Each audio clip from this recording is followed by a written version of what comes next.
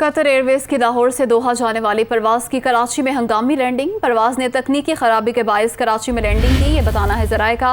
तैयारे में तकनीकी खराबी का जायजा लिया जा रहा है। तफसीलात जानेंगे। ब्यूरो चीफ कराची असलम खान हमारे साथ मौजूद हैं।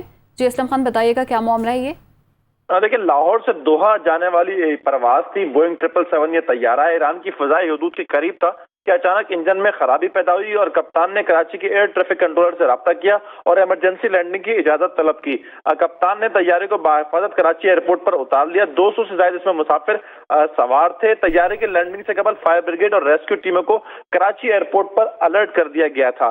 तैयारे ने बाहिफाजत लैंडिंग कर ली है। इंजन में इसकी तकनीकी खराबी थी। जो माहिरीन है वो इंजन के जो खराबी है उसका जायजा ले रहे हैं। उसके बाद जब ये फाइनल कर देंगे इसको, रिपोर्ट के बाद इस तैयारे को रवाना कर दिया जाएगा। जी असलम खान, बहुत शुक्रिया। कराची में कतर एयरवेज की लाहौर से दोहा जाने वाली परवाज की हंगामी लैंडिंग और परवाज ने तकनीकी खराबी के बायस कराची में लैंडिंग की है और जराए की जानिब से बताया गया है कि तैयारे में तकनीकी खराबी का जायजा लिया जा रहा है।